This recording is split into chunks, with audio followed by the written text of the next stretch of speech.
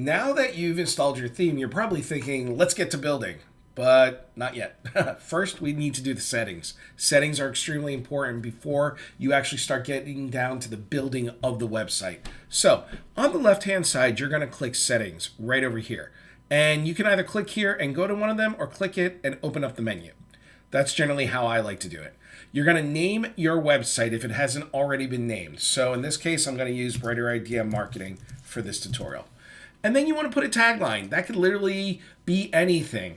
Based on some copy that I've written, I'm going to just paste my tagline right in there. All right, and that's ready to go. I could literally put in some keywords, WordPress developer, whatever you do. That could be keywords. It could be anything that you like it to be. And what it's going to do is when you save it, specifically that, and you go over to your home page, you're going to see the words start appearing right over there. So you could put in plumber in South Jersey or anything like that. Whatever it is for that company, it could be a tagline, it could be what they do, anything like that.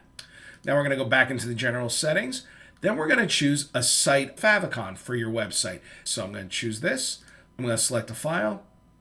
I'm going to go to my logo folder and I'm going to grab my favicon.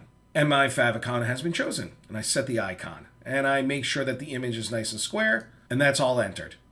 Right over here, we have our web address URL. Now, this is the URL that our site address defaults to. Now, here's the thing. This, right now, because we're building this in a sandbox, sandbox means this is where we're building it without a domain name. It's going to be kind of plain. So we're going to leave this as it is now. But this is where you want to make sure that you have the right information for your homepage and for your domain. Over here is the administrator's email address.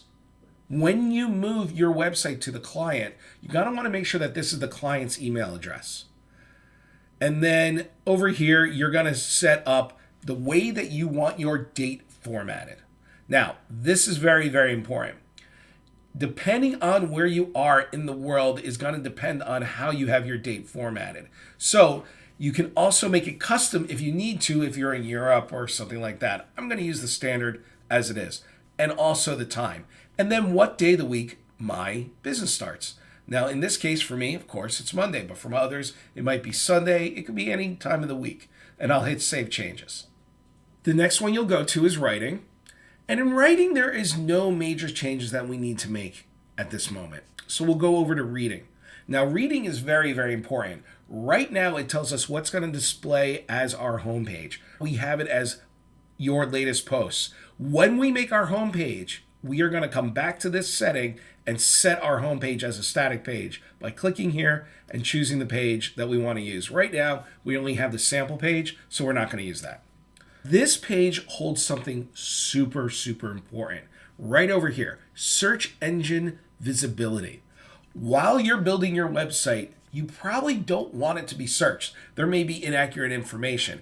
And basically, the moment you start building this, there's a chance it could get indexed by Google because it does have a live web address. Not a very nice one, but a live web address. You'll want to turn this on while you're building out your website. When you're ready to go live, which will be in another video, we're going to turn that off and save changes. Next, we'll go to discussion. Now, discussion is for comments in your blog. We're not going to do anything over here right now. Media, these are the default media settings, the default sizes for your images. Next is very important, permalink. Now, permalink is the structure that you want to have for your URLs. So on many pages, you're going to have things like whatever.com/about us or whatever.com/contact us. I always go with the post name. And the reason I use the post name is if I use something like date and time, it's going to be the date and time of that post when I don't want that. So we want to try to use the post name. We can also create a custom structure, which as you can see is post name. So either one of these is just fine. Actually, for this, I'll be using custom structure. I'm going to scroll down and I'll hit save. Now that we've done that, we may want to add a new user to our system. So all you need to do is add a new user. Put in the user's name. In this case, I'll be adding my daughter, and I'll put in her email address. And I like to use the strong password that automatically comes with it. I will give her a role on the site.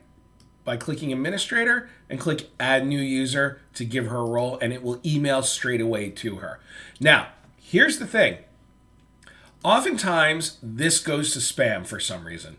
Don't know why. If a client's ever looking for their username and password and they can't find it, even though you know you sent it to them, tell them to check in spam. There's a good chance it's there.